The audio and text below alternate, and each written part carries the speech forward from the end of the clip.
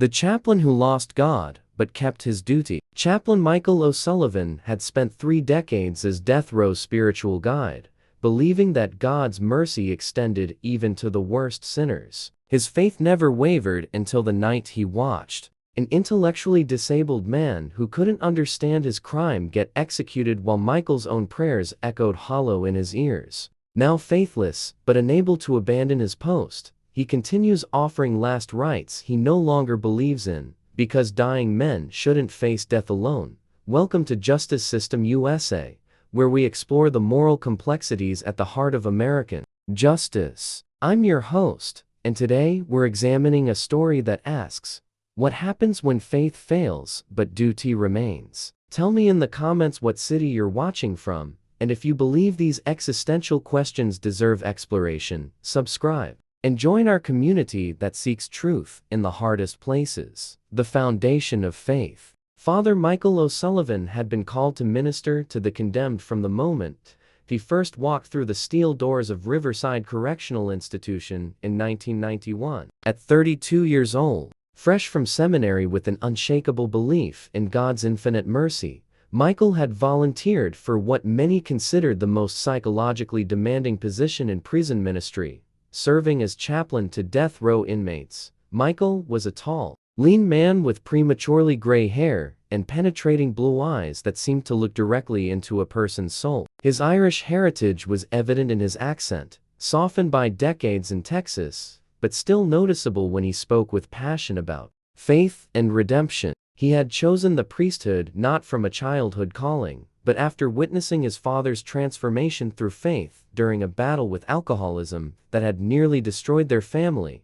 His approach to death row ministry was built on a simple theological foundation. Every human being, regardless of their crimes, possessed a soul that God loved and sought to redeem. Michael believed that his role wasn't to judge the condemned, but to serve as a bridge between their earthly suffering and divine grace. He saw himself as God's representative in the darkest corner of the justice system. The death row at Riverside housed 127 inmates, men convicted of the most heinous crimes imaginable: serial killers, child murderers, mass shooters, and terrorists. Michael knew each man's name, their crime, and the details of their personal history. More importantly, he knew their fears, regrets, and the fragments of humanity that survived even in the most hardened killers.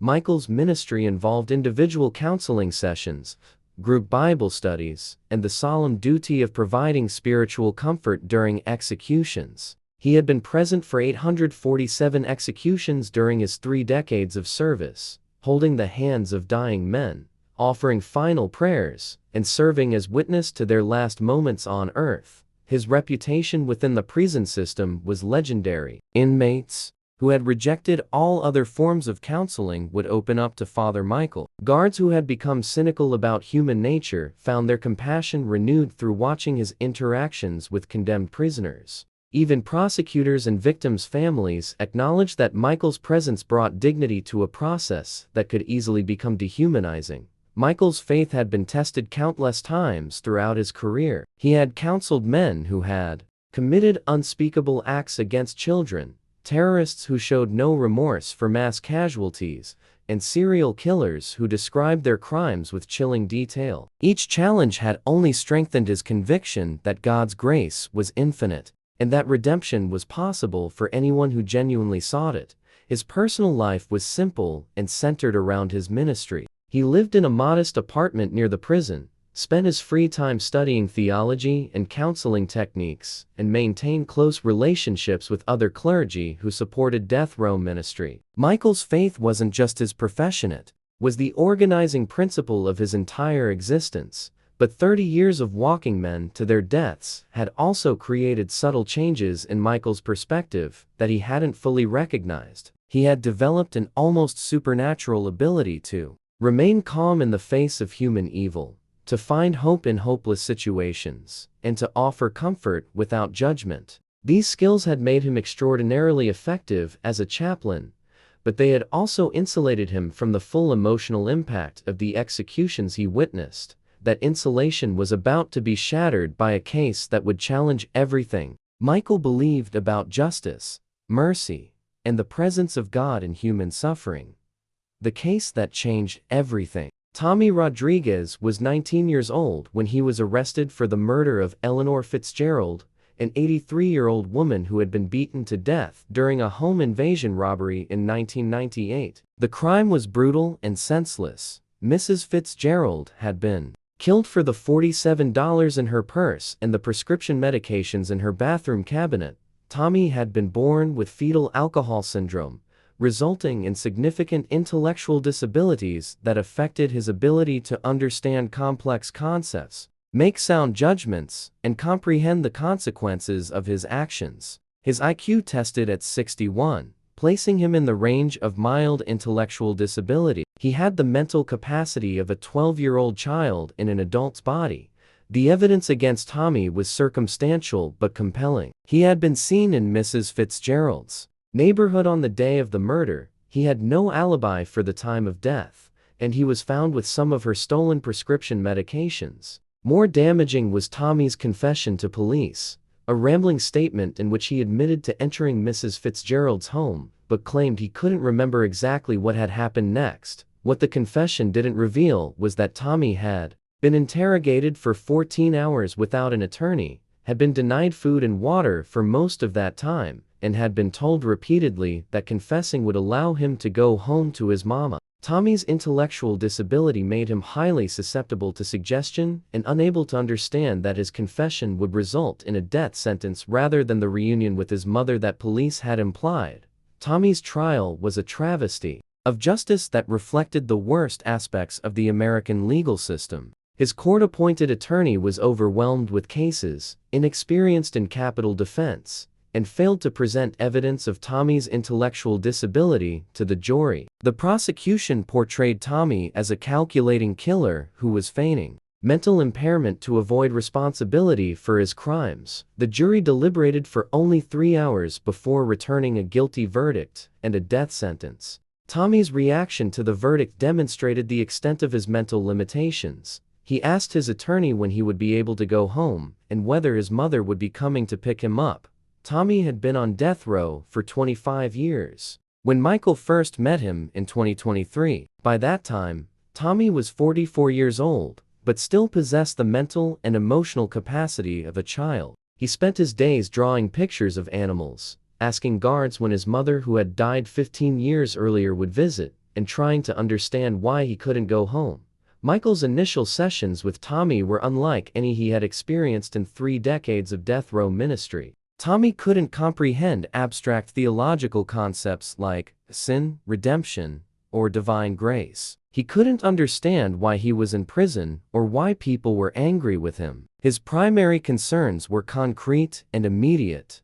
When would he see his mother? Why couldn't he have more crayons for drawing? And whether the prison food would make him sick. At Justice System USA, we believe the most important stories are often the most uncomfortable ones. If this exploration of faith and justice is challenging your thinking, share it with someone who appreciates complex moral questions. Working with Tommy forced Michael to confront uncomfortable questions about the justice system he had served for so long. How could a society execute someone who couldn't understand the nature of his crime or the punishment he was receiving? What kind of mercy was God showing by allowing an intellectually disabled man to suffer on death row for a quarter century? Michael began researching Tommy's case in detail, reading trial transcripts, interviewing witnesses, and consulting with experts on intellectual disability and false confessions. What he discovered shook his faith in both the justice system and the divine plan he had spent his life serving. The investigation. The more Michael learned about Tommy Rodriguez's case, the more convinced he became that a terrible injustice was unfolding. The evidence of Tommy's innocence wasn't definitive, but the evidence of his intellectual disability was overwhelming and had been completely ignored during his trial. Michael discovered that Tommy's confession contained numerous factual errors about the crime scene, the victim, and the sequence of events that night. Tommy had described Mrs. Fitzgerald as a young woman with children when she was actually an elderly widow. He had claimed to have stolen money from a kitchen drawer that didn't exist in her home. Most tellingly, He had confessed to hitting her with a baseball bat, when the medical examiner had determined that she was beaten with a heavy lamp base. The confession was a classic example of a false confession extracted from a vulnerable suspect. Through psychological manipulation, Tommy's intellectual disability had made him desperate to please authority figures and unable to understand the long-term consequences of admitting to crimes he didn't commit. Michael also learned that there had been another suspect in Mrs. Fitzgerald's murder, her nephew James, who had a history of drug addiction and violence against elderly relatives. James had been questioned briefly but released when Tommy confessed. James had died of a drug overdose in 2010, taking any possibility of alternative prosecution with him. Most disturbing was the discovery that Tommy's trial attorney had been aware of his intellectual disability but had failed to present expert testimony or request appropriate psychological evaluations. The attorney had since been disbarred for incompetent representation in multiple capital cases, but Tommy remained on death row despite the obvious inadequacy of his legal defense. Michael brought his concerns to the prison administration, the state attorney general's office, and various innocence organizations. He testified at clemency hearings, provided detailed documentation of Tommy's mental limitations, and pleaded for commutation of the death sentence to life imprisonment. The response was consistent and heartbreaking. While officials acknowledged that Tommy was intellectually disabled, they maintained that he had been properly convicted under the laws existing at the time of his trial. The fact that executing intellectually disabled individuals had since been ruled unconstitutional by the Supreme Court didn't retroactively apply to Tommy's case due to procedural technicalities. Michael watched as appeal after appeal was denied.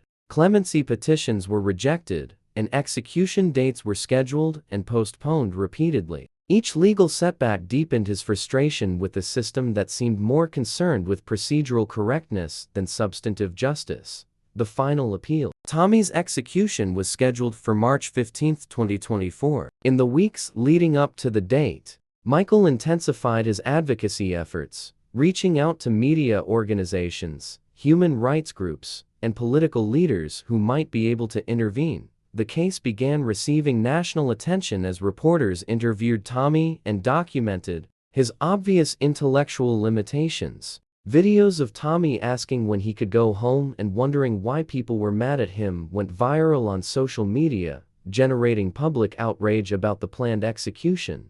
Michael appeared on national television, testifying about Tommy's mental state and the injustice of executing someone who couldn't understand the nature of his punishment. He had never been politically active before, but Tommy's case compelled him to become a public advocate in ways that challenged his traditional role as a neutral spiritual counselor. This isn't about whether Tommy Rodriguez committed a crime, Michael told a congressional committee investigating problems with capital punishment. This is about whether we as a society can execute a man who has the mental capacity of a child and who genuinely doesn't understand why he's being punished. Despite the growing public pressure, legal appeals continued to be denied on procedural grounds. The courts acknowledged that executing Tommy would be morally problematic, but maintained that his conviction and sentence were legally valid under the standards in place at the time of his trial.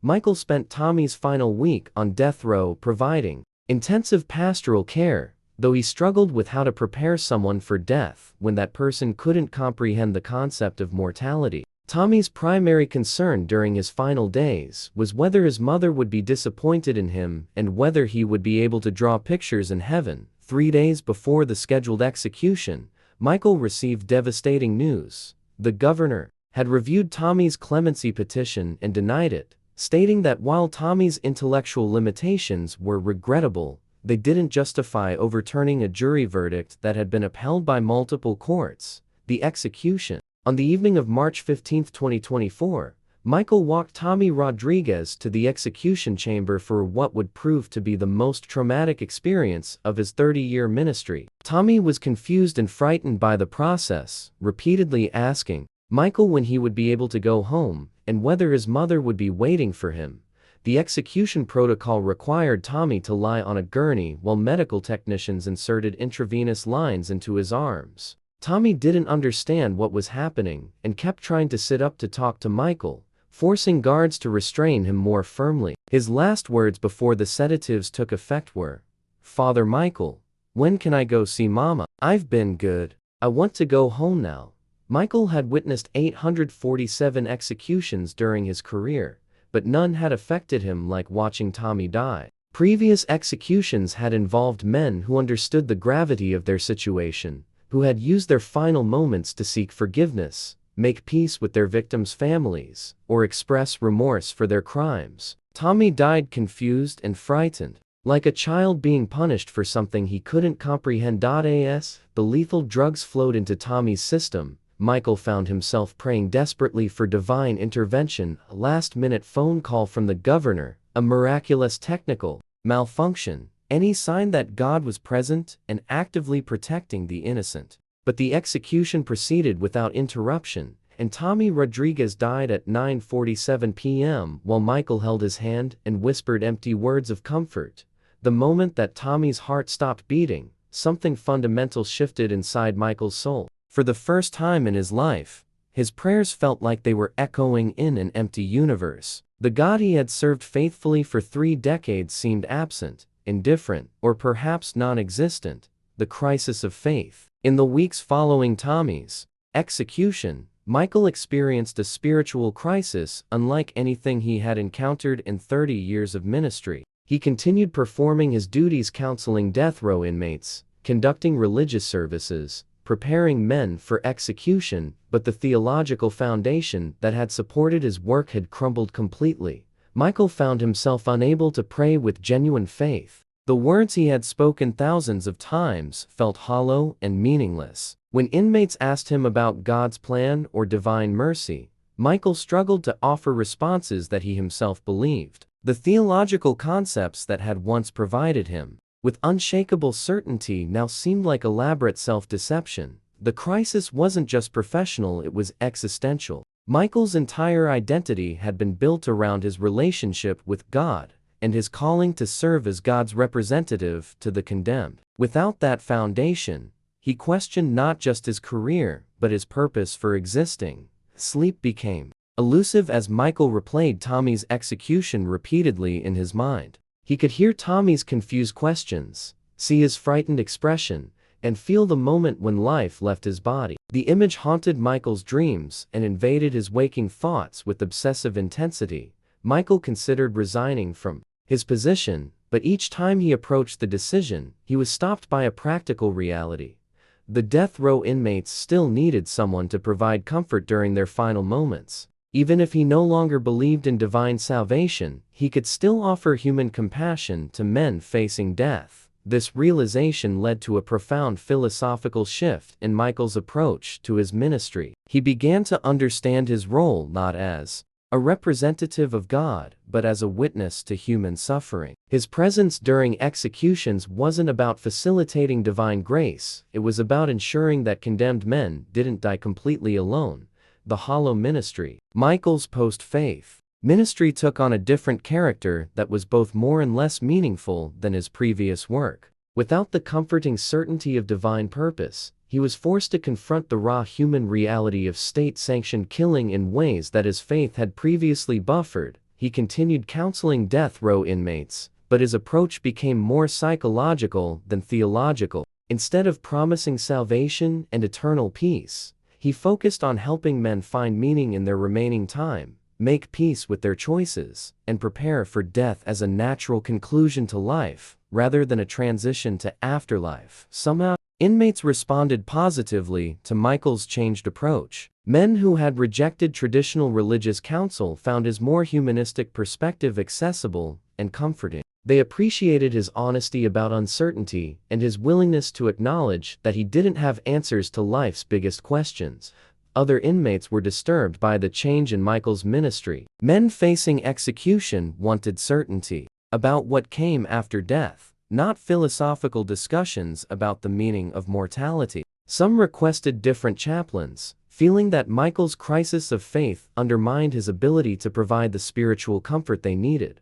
Michael's colleagues in prison ministry noticed the change and expressed concern about his emotional and spiritual state. Some encouraged him to take a sabbatical or seek counseling to work through his crisis of faith. Others suggested that he was experiencing a natural response to trauma and that his faith would eventually return stronger than before. But Michael knew that his loss of faith wasn't temporary trauma, it was a fundamental reevaluation of everything he had believed about justice, mercy, and divine intervention in human affairs. Tommy Rodriguez's execution had revealed to him that if God existed, he was either unwilling or unable to prevent the execution of innocents, which meant that faith in divine justice was ultimately meaningless. The new purpose. Despite his crisis of faith, Michael discovered that his work still had meaning, just not the meaning he had originally believed. He began to see himself as serving a purely human purpose,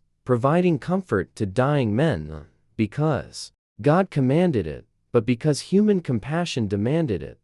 This shift in perspective actually improved some aspects of his ministry. Without the need to defend God's plan or explain divine justice, Michael could acknowledge the genuine injustices and tragedies that characterized many death row cases. He could validate inmates' anger about wrongful convictions, inadequate legal representation, and systematic racism without having to reconcile those injustices with belief in a benevolent deity. Michael also became a more effective advocate for criminal justice reform. His loss of faith had freed him from the theological requirement to accept divine will, allowing him to become actively involved in efforts to improve the system that had failed Tommy Rodriguez and countless others. He testified at legislative hearings about problems with capital punishment, consulted with innocence organizations about cases involving intellectually disabled defendants, and worked with defense attorneys to provide more effective spiritual counsel to their clients.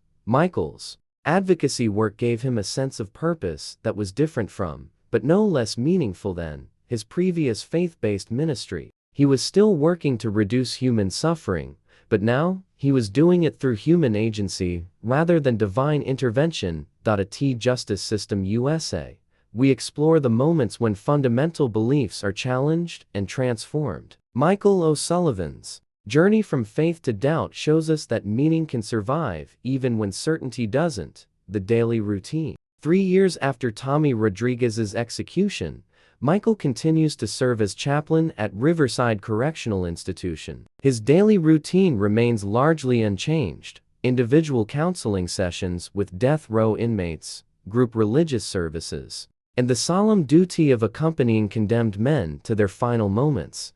But the internal experience of these activities has been transformed completely. When Michael recites prayers during executions, he does so not because he believes in their spiritual efficacy, but because the ritual provides comfort to dying men. When he offers counsel about forgiveness and redemption, he focuses on the psychological benefits of letting go of anger rather than the theological promise of salvation.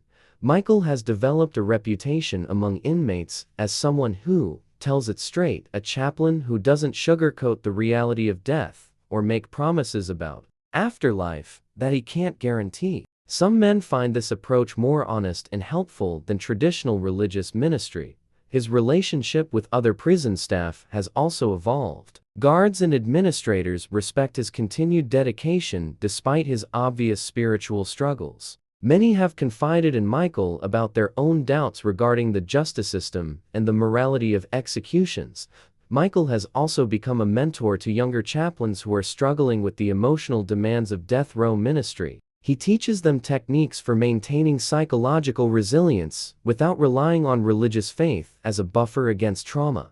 The most challenging aspect of Michael's continued ministry is maintaining the appearance of faith when working with inmates who need traditional religious comfort. He has developed the ability to speak in religious language while internally translating theological concepts into humanistic terms. The continuing executions. Since Tommy Rodriguez's death, Michael has been present for 23 additional executions. Each one reinforces his conviction that if divine justice exists, it operates according to principles that human beings cannot understand or access. Some of these executions have involved men who were clearly guilty of heinous crimes and who showed no remorse for their actions. Others have involved cases with significant questions about guilt, mental competency, or adequacy of legal representation. Michael has learned to find meaning in his presence regardless of the circumstances. Someone needs to witness these deaths and hold the humanity of the condemned. Even when the system fails to protect them, the most difficult executions for Michael are those involving men with obvious mental illness or intellectual disabilities. Each case reminds him of Tommy Rodriguez and reinforces his belief that the system is fundamentally flawed. But rather than returning to faith as a source of comfort, these experiences strengthen his commitment to human advocacy and reform. Michael has also observed that his loss of faith has made him more effective at comforting certain types of inmates. Men who have rejected traditional religion often respond well to his more philosophical approach to death and meaning. He can offer genuine human connection without the theological requirements that alienate some condemned prisoners. The personal cost. Michael's crisis of faith has had profound implications for his personal relationships and self-concept. Friends from seminary and fellow clergy have struggled to understand his continued commitment to ministry without religious belief. Some have expressed concern that he is misleading inmates by serving as a chaplain while privately rejecting core Christian doctrines. Michael's family relationships have also been affected. His elderly mother, a devout Catholic who had been proud of her son's calling to serve God, is confused and saddened by his loss of faith. She continues to pray for his spiritual recovery while struggling to understand how someone so dedicated to ministry could abandon belief in God. The psychological toll of maintaining professional faith while experiencing personal doubt has been significant. Michael has developed symptoms of depression and anxiety that he manages through therapy and medication. He has also struggled with alcohol use as a way of coping with the stress of his situation.